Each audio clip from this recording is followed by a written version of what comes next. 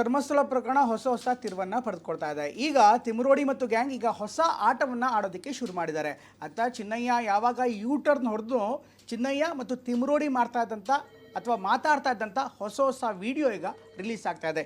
ಏನಿದು ವಿಡಿಯೋ ನೋಡೋಣ.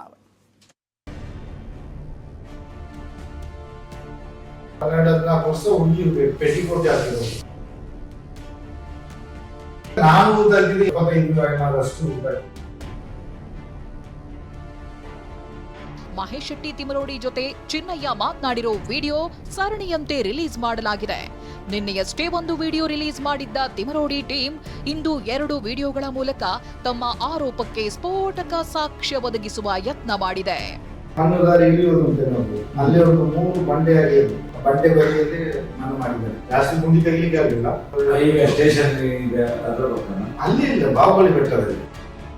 ಪೆಟಿಕೋಟ್ ಧರಿಸಿದ್ದ ಹುಡುಗಿಯ ಶವ ಹೂತು ಹಾಕಿದ್ದೆ.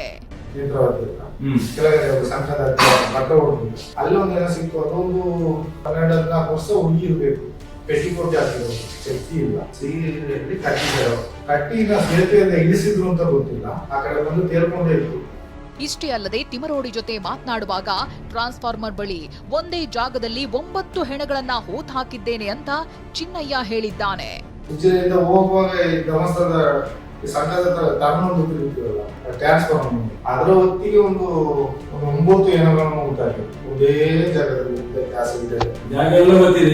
ಎಲ್ಲ ಗೊತ್ತಿದೆ.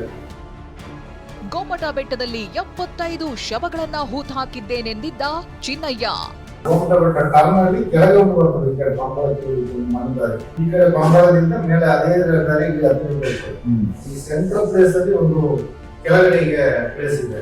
ಆ ಪ್ಲೇಸಿನಲ್ಲಿ ಏನಿಲ್ಲ ಅಂದ್ರೆ ನಾನು ಊದಾಗಿದ್ದು 70 ಜನ, 70, 74, 75 ಏನಾದಷ್ಟು ಬಸ್ ಸ್ಟ್ಯಾಂಡ್ ತರಕಾರಿ ತಳ್ಕೊಂಡು ಹೋಗೋ ಗಾಡಿ, ಆ ಗಾಡಿಯಿಂದ ಏನೋನ ಕಳ್ಕೊಂಡು ಬಂದು ಅಲ್ಲಿ ಗುಡ್ಡದ್ದು ಊದ್ತಾರೆ. ಧರ್ಮಸ್ಥಳ ಬುರ್ಡೆ ಪ್ರಕರಣದ ಉರುಳು ತಿಮರೋಡಿ ಗ್ಯಾಂಗ್ ಕೊರಳಿಗೆ ಸುತ್ತಿಕೊಳ್ಳುತ್ತಿದ್ದಂತೆ ಈಗ ಸರಣಿ ವಿಡಿಯೋಗಳು ರಿಲೀಸ್ ಆಗ್ತಿವೆ.